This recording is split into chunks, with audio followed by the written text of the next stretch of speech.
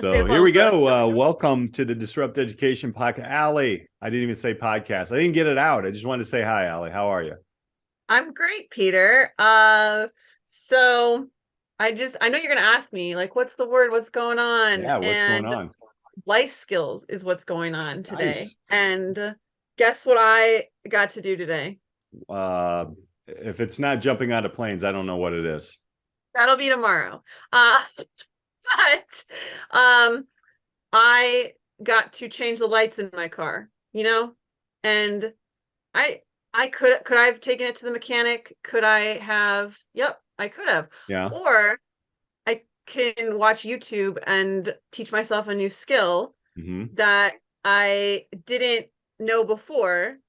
It did require a little, I will be honest, it did require a little assistance from my dad at one step, because I was like, this does not fit. Was it the calming? I got to calm my daughter down, or was it like, oh wait, I have that tool over here? He basically was like, I didn't have the right tool for the job, which, right? Like, that's a huge, it's a huge lesson. And but the other thing I want to add here is before we introduce our guest, because this all relates, is that the struggle is good. Yes. Like, the struggle is so good, and we need to be okay with struggling through problems. And that was something that I noticed that, like, my best students did in school. But it's just like a bigger topic that I'm sure we're going to dive more into today on the pod. Something's weird about auto. I'm going to have to ask our guest this too. So my son is right now out in Schaumburg. He left here to get new fenders for the front of his 93 Celica. I don't know. He's a senior in high school. He loves that stuff for those. He's actually on the podcast back somewhere along the way. But so he's out doing that, and he's taught me a lot. And we did mock interviews at our high school today. There's so much stuff here. Let's introduce our guest. We have Derrick Cameron, the host of actually Inside the Trades podcast, and much more. Derrick, how are you? I'm doing well. Alli, I'm going to give you a virtual high five for swapping out the lights in your car too, because that was one of those things where I picked up a few years ago. And as a matter of fact, I had to switch one out a couple of months ago. And I always do it at the store because they have the trash can and everything there. And then I'll switch out the lights. So I did it and nothing worked. I was trying to swap out the high beam. So was it the light? What happened? It wasn't fitting into the thing. And I'm like, what the heck's going on? I was all agitated, went back in. I had my receipt. I'm like, look, it's not compatible. And he walks in. He's like, we trying to switch out the high beam? No. Now I caught to it. So I laud you for making the attempt, and it's one of those small accomplishments where you can cross that one off to be like, all right, next thing I'm going to change the brakes and then maybe just change the header. So you just kind of graduate up to these things. Which you're probably changing the headlight right under the sign that says "Don't work on your car in the parking lot." That's exactly what my son does. Up on a jack, you just have it over there and got the oil drip pan down there. You don't mind if I put that in there?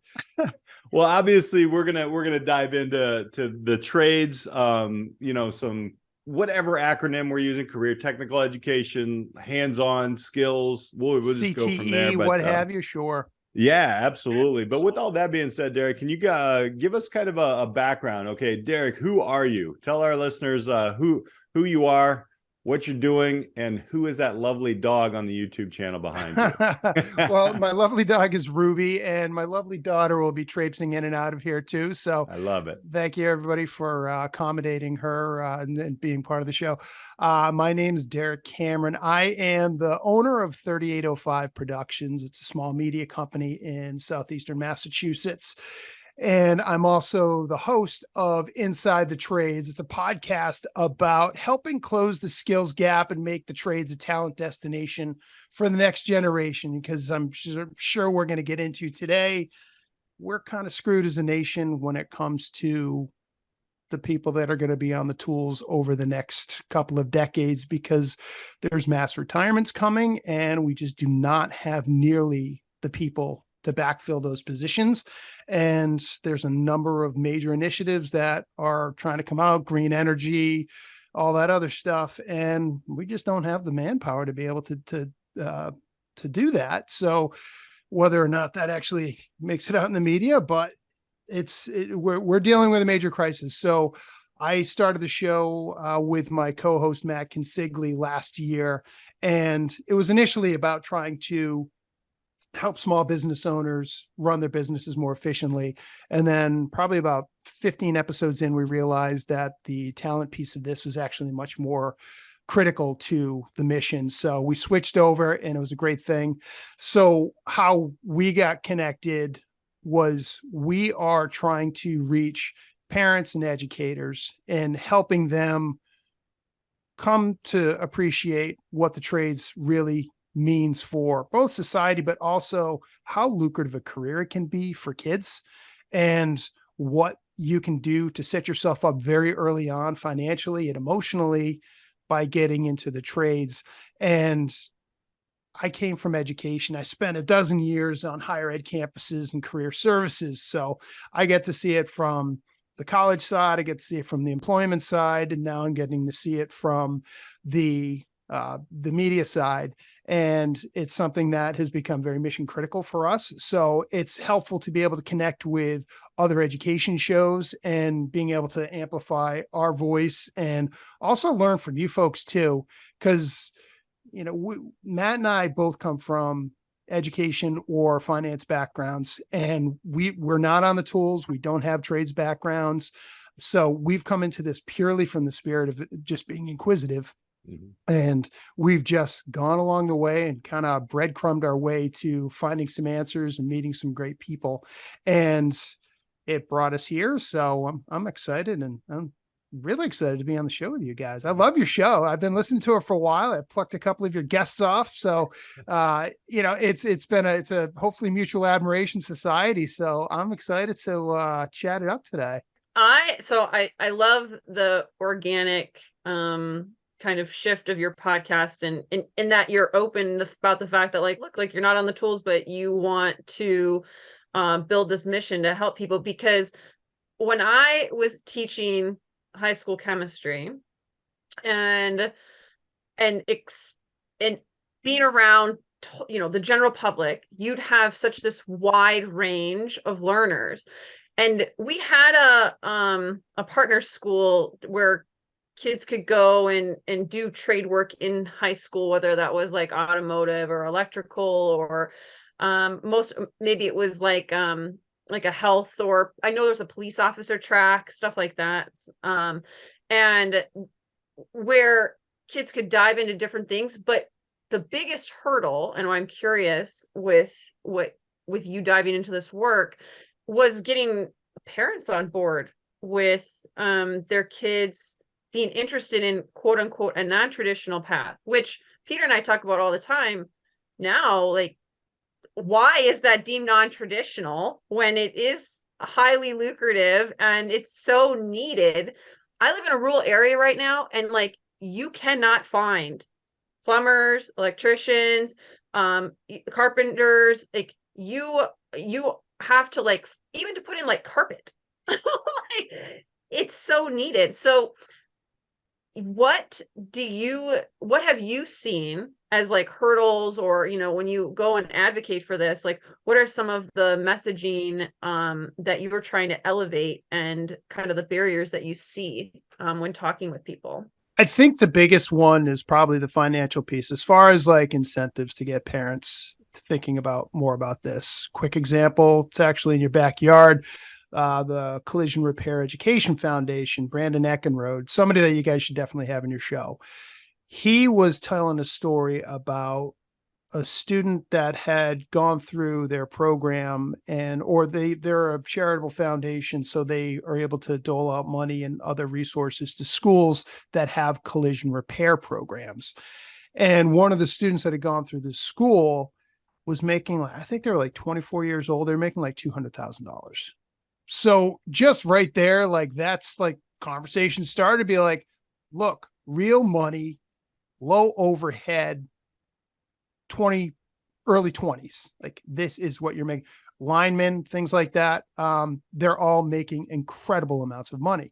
So the what we've experienced, and really this is more, I'm looking at this more personally, is parents in my life, friends, Facebook friends, people I've gone to school with, people, connected Facebook and things.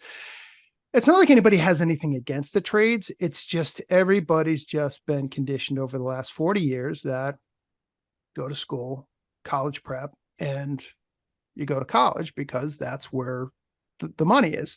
And I worked on campuses for a dozen years, and it's the same thing. It's like, you just get to college and then the money will follow. We know that's not the case, not in every instance. So we're trying to look at this as we're taking a multi-pronged approach. So there's a status piece of this that seems to be missing where it was 50, 60 years ago, where, you look at the construction workers on the high rises back in the 30s and the folks and all doing the Civilian Conservation Corps and all the major capital projects that we're doing during the Depression, where everybody was just celebrated and elevated to be these vaunted members of society.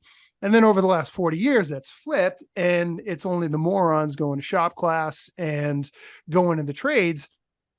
Meanwhile, some of the most incredibly bright people that I've known are in the trades. And so there's a major disconnect. So our show, we're trying to dispel things. We're trying to elevate a lot of the obvious things. And we're also trying to weave in a lot of the stories that go into helping people understand these lessons a lot quicker. It's like Brandon Eckenrode example for one. We had a conversation with a principal of a high school in Philadelphia last year that they had, the traditional college age students, they had the traditional college bound students, and then they had the bottom tier students. And then they had this huge swath in the middle where they weren't sure what to do. So they did a lot of benchmarking and research and look at industry partnerships around there. And they determined that a welding program would actually be a good fit for them. So they instituted that. Gangbusters. They had like 20 or 30 students that went into the program, and the ones that were graduating ended up making more than some of their parents were making. And they're instituting an auto program. So it's just like, once you peel away and get, dispel a lot of the obvious stuff, you realize that there's a whole world of opportunity out there. And it's just about just beating the drum and just getting the same thing repeated over and over and over until somewhere along the line it sticks. I love those stories. I have a student from last year. We have a career internship course where the kids go off to work. We come back, we build, their skill sets. Many of them will be like, so we had a student last year, HVAC student, was getting, going through it as apprenticeships and everything, because you can do that when you're, 17, 18 here in Illinois.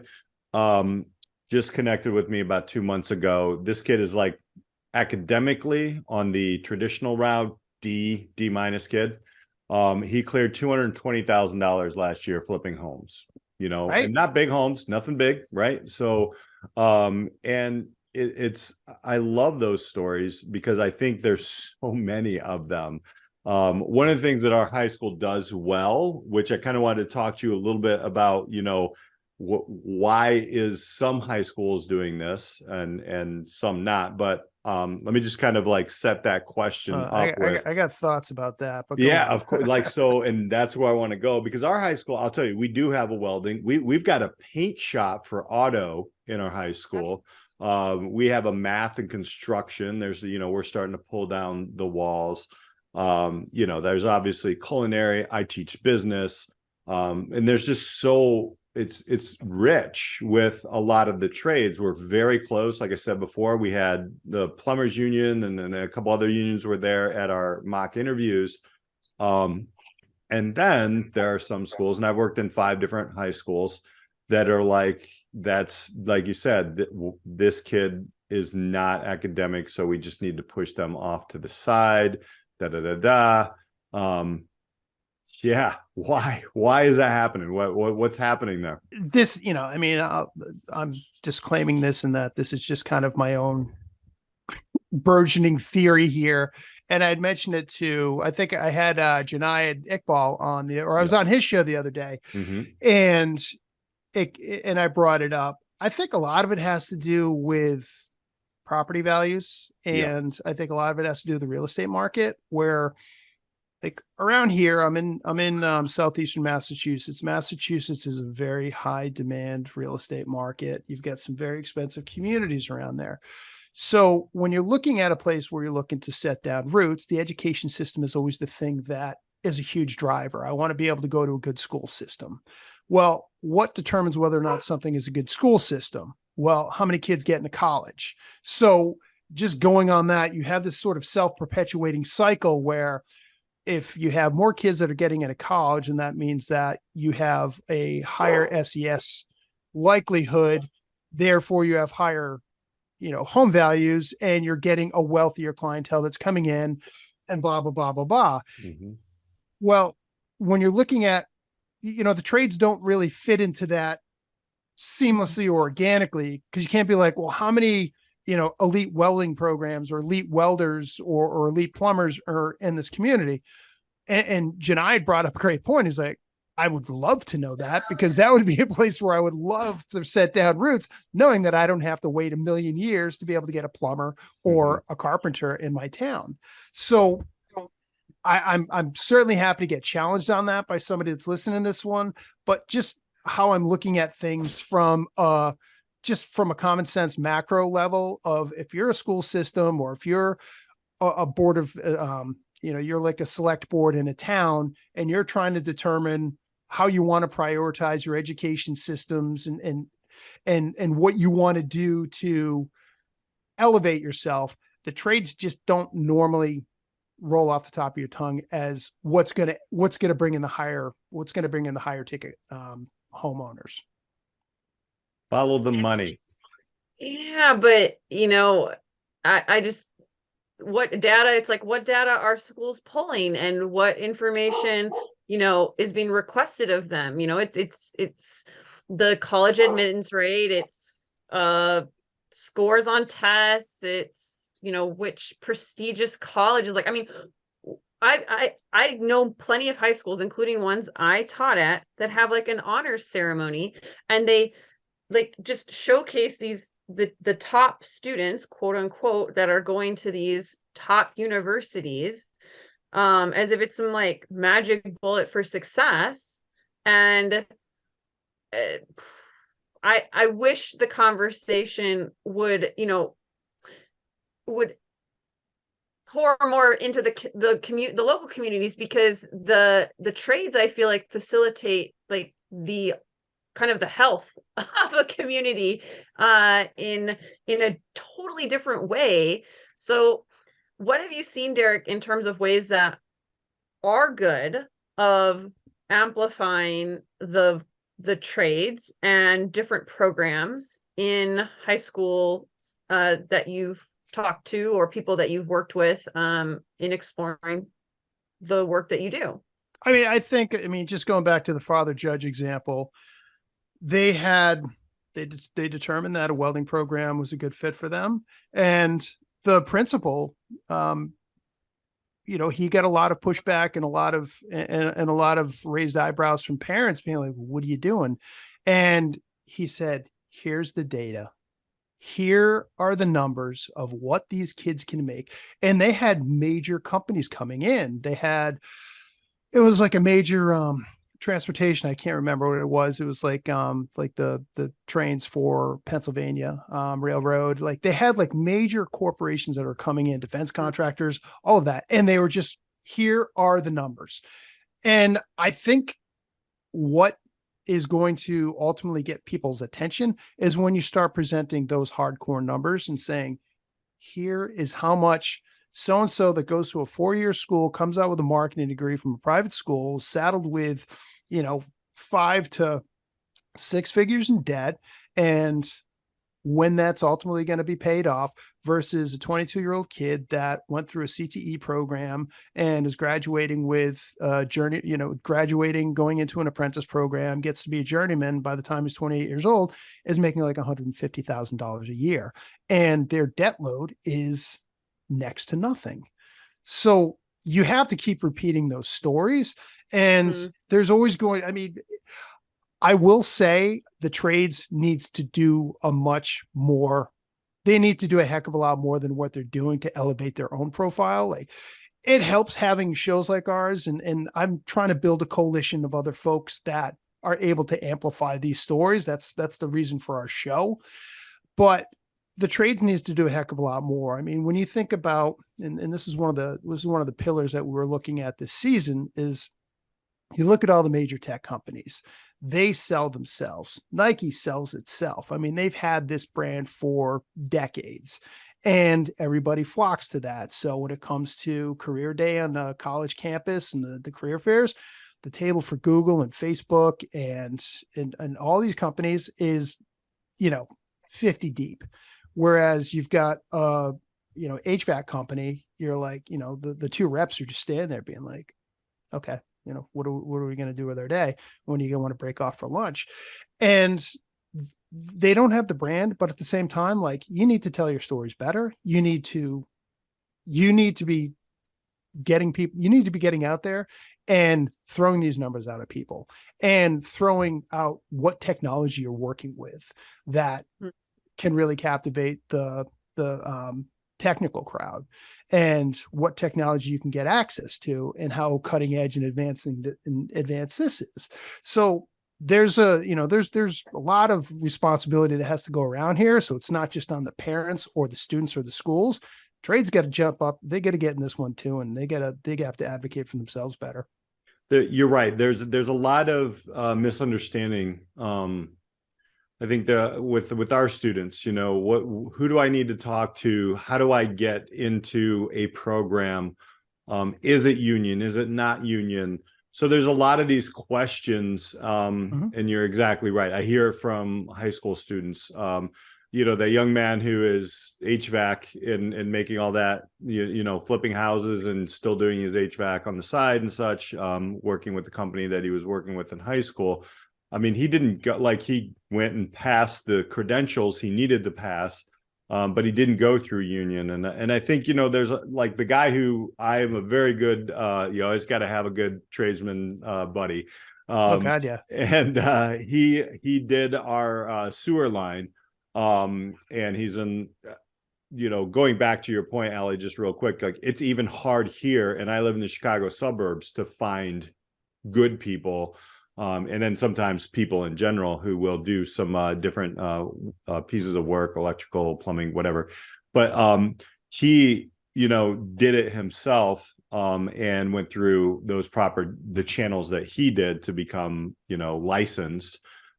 Is there a part there like where, okay, so in the economy, right? Not saying the government, I'm not a big government guy, but they can give people, incentives. Are there incentives out there for this? Because if you think about it, like, there should be, right? I mean, if they're telling everybody we need to change the kind of car we drive or this or that, and hopefully that's going to, maybe help everybody economically. And we know this because, like you said, all these 50, 60-year-old tradespeople are they're done, man. They're retiring, and that funnel, there's a huge gap there. Have you heard of any incentives or anything like that? Or would you like to see something like that? Totally. Oddly enough, I have more information about Canada than I do about the US in this one, only because we've had guests on that are from Ontario, and they have talked about what their deputy minister for labor and immigration has done. And a lot of those things has created a lot more financial incentives, but also education incentives too, and things that you really wouldn't think about, like changing the ratio of journeymen to apprentices and being able to even those numbers up more. So you don't have to have 3 or 4 journeymen to 1 apprentice, and relaxing those standards and having more of a 1-to-1. So you're helping ease a lot of those bottlenecks for whether it be union jobs. So you don't have a bunch of apprentices being like, I don't have anybody that I can work with. So that's going up in Canada. I mean, one of the things that we're trying to do this season too is trying to get more of that information in the US and seeing where some of these bottlenecks are. Because I read something the other day about how, the Biden administration is trying to, push all this clean energy initiatives over the next decade and making solar a lot more of a common thing. Well, that's great, but if you don't have electricians to be able to install the solar, and then there are certain states too, Massachusetts being one of them, where you don't have that even apprentice to journeyman or master electrician ratio, and you just don't have the people that are coming through to be able to actually do the work on that. So if you're looking to have solar as a much more common form of energy over the next 15 years, well, you're going to have all the people that are working on that and servicing that in the field yesterday. So that, it could come from financial incentives, education incentives, if you want to take, whether it be the COVID funding or any of the Build Back Better stuff or the, whatever the Inflation Act, helping ease that, like route some of that fund into whether it be education or incentivizing school systems to bring back more CTE programs. Hell, I mean, get kids on the tools in fourth grade. I mean, you can have, you don't have to have a router or, any sort of intense equipment in a fourth grade school, but you can get them comfortable with using rudimentary tools and getting them comfortable and interested in that. And then junior high, like bring shop into junior high and really push that hard and make sure that you've got a presence and you've got the industry that's behind that too. Like you've got the employers that are behind that are helping, showing up and putting a face to this, saying, here's like what we're doing in plumbing, and here's where you can work one day and you can make a ton of money doing this. It's just creating a lot of these associations along the way, but there's financial incentives that are in there. I mean, there's a boatload of money within the government that is, and we don't have to talk politics on this, but like it could be allocated much more effectively. Right. Yeah. Alli, I was in, before you say this, I was in 6th grade on a bandsaw. So, and I got to tell you, there's 10 here, baby. I'm still good. Sorry. I loved it. I remember being on like shop classes. Like I did shop classes when I was in junior high. My dad was a shop teacher. I didn't know that. That's awesome. It makes sense now because of all the awesome things you're doing at your place there. So yes, it does make sense. I mean, he taught, there's not like a class in like the math, science, engineering shop area that he did not teach. But it's what does he make the use out of the most now? It's really all those trade type skills like that serve him to build the stuff that he builds today. If you aren't aware, haven't heard on the show, my family owns a bed and breakfast, all like handcrafted, like the craftsmanship is unreal, and it's like preserving all this antique stuff and refurbishing a 1900 early 1900 home in the Northwoods of Wisconsin. But it's all trade related skills that my dad, and he's done every piece of electrical work. He could have done the plumbing. He said he didn't want to invest in the tools back in the day, but now he regrets that because we had to sit for a year to get plumbing hooked up because one plumber like just quit. And then everybody wanted the new construction jobs because that's where like the big money is. Sure. And they didn't want just like a couple like hookups. But it's incredible that we're already seeing these shortages. And what I'm really curious is, like, are we gonna have to like have a really bad like towns shutting down, like businesses not being able to do their daily work for it to really impact and be like, we need more tradespeople? Like my question is like, what is it going to take? shift the mindset, right? Like it's like almost feel this pendulum swing where, right, like different non-traditional routes are more accepted, but where are we at with the trades? Or Derrick, what do you see as maybe besides just like government incentives, but like what do communities need to know, and what resources are there to start like shifting towards that? I mean, my immediate response is like communities need to get their heads out of their asses, but that's not going to get the job done. So I vacillate, and Matt and I, yeah, Matt and I go back and forth. He's the cynical one. I try to keep as optimistic an edge on that one, but even I have moments of weakness where I'm like, we're just screwed. We're just screwed as a nation and as a culture where we can't actually bring through.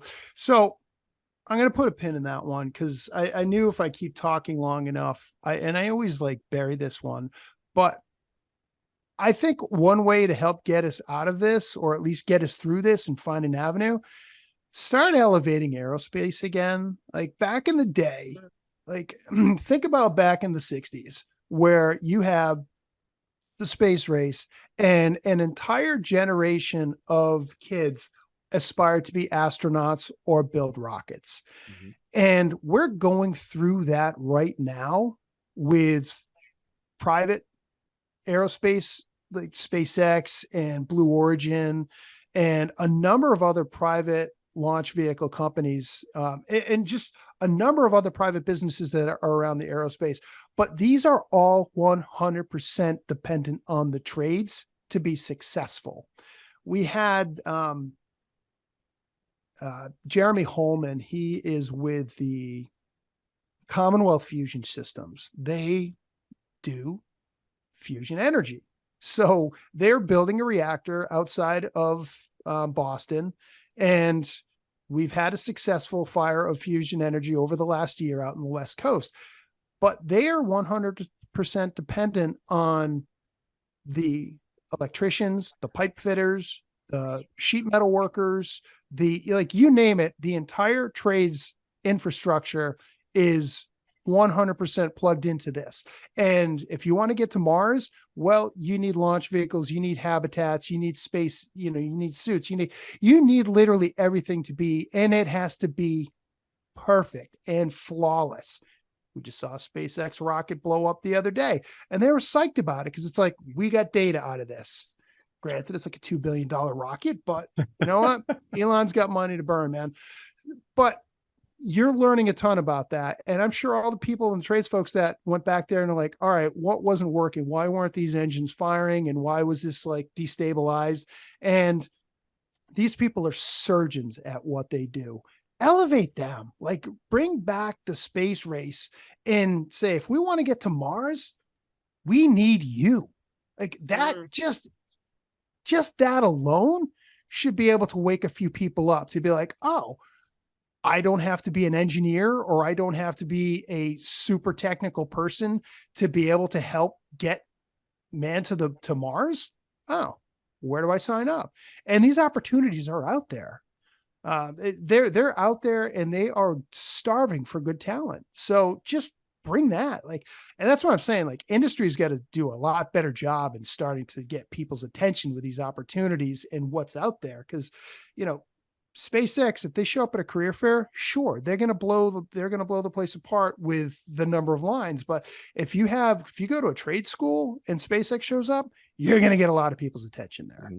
So just start with things as simple as that. Bring space back into it. Get more documentaries. Get Netflix going crazy about, it's a fascinating industry. And if you let people know that not everyone has to be a rocket scientist to be able to get into that, I think it might get some people's attention. That's thinking way bigger than, the common, electrician, right? Like that's, and placing that's a great thought process there. And then I started thinking, so as an entrepreneur, teacher, educator, where there's a lot of different competitions, let's get crazy with the competition. I mean, why not? I mean, TV sucks these days. Make a competition where somebody's building something incredible. I like that. I like that look at it. I mean, you're telling me that you can't find a YouTube or hell, even a TikTok show where you've got, kids from, I mean, you've got Skills USA that's doing this to a very high degree anyway. Bring in the aerospace industries into Skills USA, and I guarantee you're going to find a whole lane of much more interested people in education systems throughout the country. My mind's spinning right now, Alli. I love it.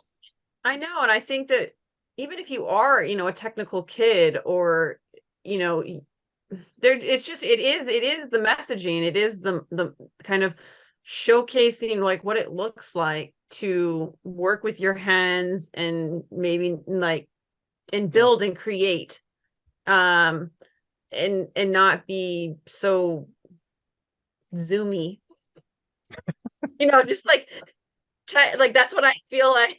Everyone's just like on a screen.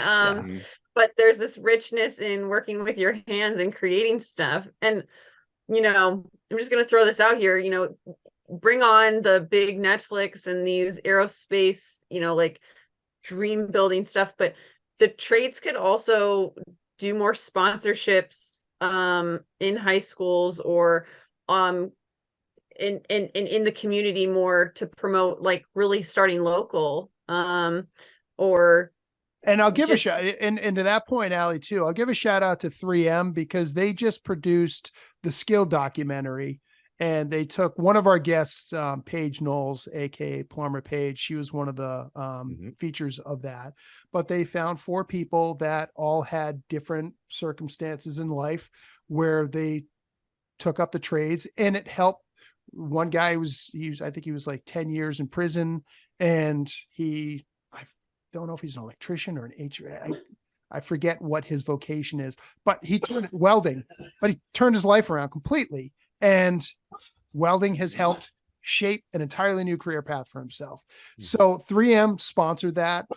So I will give them a lot of credit for stepping up, and Vivica Fox too for barking at the neighbor's kids, but I think she likes what I'm talking about too. Right. But yeah, I mean, I agree. I mean, corporations definitely need to step up and start putting their name on these things, and underwriting a lot of these initiatives and getting the stories told, or partnering with media companies to do that. With that being said, there's a lot, like I said, my head starts spinning. I start seeing competitions. I start seeing like kids. I'm a secondary educator, so I have no idea why our own students, which in our high school right now, we have, 2,600 students in our high school, very big. I grew up in a rural area, there were 400, but why are they not like fixing things in the school? Like, why are we, you know what I'm saying? Like starting on these places. But then I like how you went from 0 to 1,000, because I love, you got to think big. You do, right? And this is why you do what you do, Derrick, which is great, is when you think big, like let's bring in space race, let's bring in all these things. Let's bring in a stupid amount of money in competitions for areas. Totally. And let's just get crazy with this, right? Like, totally. But with that being said, so, maybe a few schools that are doing this right, or you have this dream school of what it would look like around the trades, and, or, just CTE in general, or working with hands, or just getting out of that traditional college thing. Yeah. What does that look like to you? It looks like Capital College and Career Academy. Which it's in Sacramento, and they are building a high school 100% dedicated to the trades industry, to the construction industry. The executive director for it's a brand new school, but they are building a high school specifically for that. It's in a Title I community, so they have a lot of downtrodden families and kids, a lot of high immigration population, high immigrant population, and they saw a need and they're filling it. Granted, you don't have to build a specific, construction high school to be able to serve that, but it helps to be able to have some forward-thinking people that can implement that. Now, if I had my dream and you want to build a school system, I mean, going on what I was saying a second ago, is start building CTE components throughout the entire education chain. start them in elementary schools Mhm. and have, you're not going to have a full on shop in every single elementary school. I mean, just cost alone is ridiculous.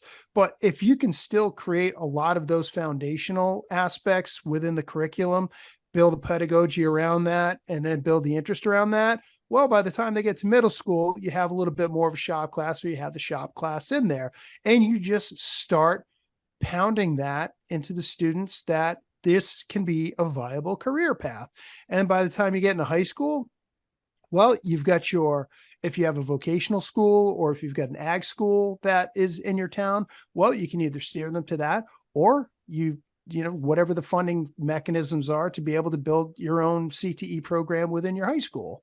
And same thing is like, it just needs to be repeated in and out. And you're going to need to have some forward thinking superintendents and school boards. And like, just for the sake of anything, like just getting us away from the whole book burning topic of that we're hearing. It's like, let's steer the conversation in the media towards what can we do to get more kids thinking about working with their hands, and just focus on that, and focus on the school boards. How can we get more kids working with their hands? Because that's the bigger problem right now.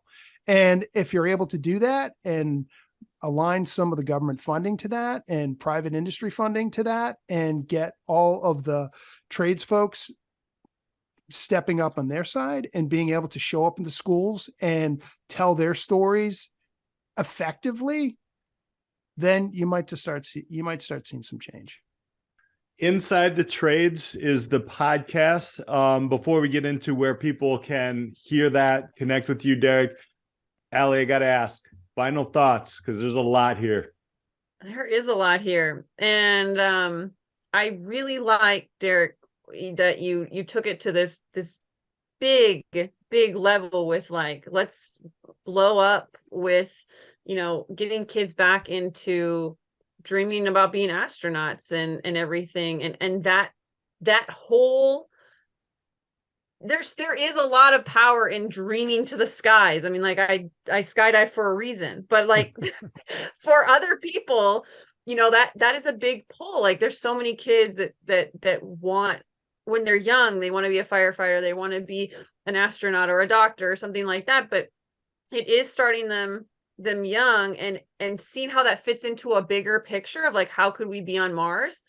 And I'm just going to throw this out here because why not? I think these companies that are looking for talent and want to develop people, they could even start marketing on podcasts like yours or ours, and spot like more of the message needs to be out there more, right? Like, I will never say no to sponsorship. So yeah, amen. Come on. Yeah. Right. Like SpaceX, you want to sponsor the podcast, you want to disrupt education, right? You're going to have to like invest in developing that message and getting people on board and getting them excited about it. So I like what you're saying, and it can go from all the way at any level media, to get people excited about that type of work. I think, amen to all of that. And I think too, the biggest thing of this is attainability. It's attainable. Mm-hmm. It's not something that is so far out there that you have to specialize academically for years to be able to qualify to get into a very elite group of people within a very elite industry. Literally anybody can spend some time, work their craft, and get into these opportunities. Granted, the bar is going to be higher, but they can do it.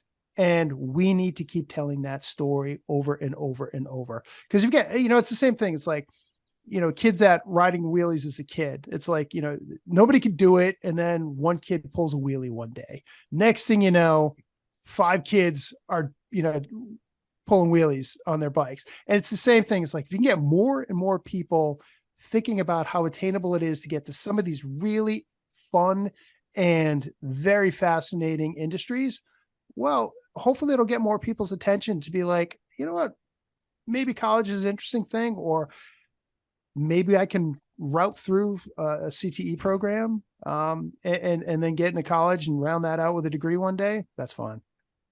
One thing that I think, and I'm going to end here quickly on a high note, a little bit of optimism. But I think, honestly, with the way that things went down with the millennial generation, with huge college costs, I know I have a son who is very, very keen on the cost of college and looking for other things as well. So I think we're in a sweet spot here, Derrick, to hope that this conversation starts moving the needle. Tell us where people can find you and Inside the Trades podcast. It's Inside the Trades on Apple, Spotify, or anywhere you can hear podcasts. My website is 3805productions.com, and you can find me on Instagram, LinkedIn, TikTok. I'm not on Snapchat, but yeah, I'm pretty ubiquitous on social media. So, feel free to reach out. I mean, we certainly welcome the listeners, but we also welcome your feedback and what you have to say. And if you want to be a guest in the show, or you've got a story to tell that's going to help us get our mission accomplished, please reach out. And if you're SpaceX, come on, let's do this. Thank you all for your listening. lips to God's ears, yeah, man. Let's go. Elon, if you're listening. We appreciate everybody. Thank up. you guys so much. Thank you, Derrick. For Alli Privitt, I'm Peter Hostrawser. It's been a whirlwind on this one, and we'll catch you next time on the Disrupt Education Podcast. Thank you so much for joining us on this week's episode of the Disrupt Education Podcast. Be sure to like and subscribe so you never miss an episode. Are you ready to disrupt the educational arena you're a part of? For more ways to get involved in the work we do here at Disrupt Education, check us out at disrupteducation.co or find us on LinkedIn at Peter Hostrawser or Alli Privitt. Our mission here is to help facilitate and amplify changes in the educational system through local initiatives and help you scale them into community movements. Our building network of disruptors in education are working to move beyond scores and grades as the only measure for student learning. If your school district, college, campus, or organization is looking for facilitators of this work, reach out on our website or social media. And if you have any thoughts or feedback on this week's episode or any episode, we'd love to hear from you. Until next time, keep pushing the boundaries, taking risks, and most importantly, disrupting education.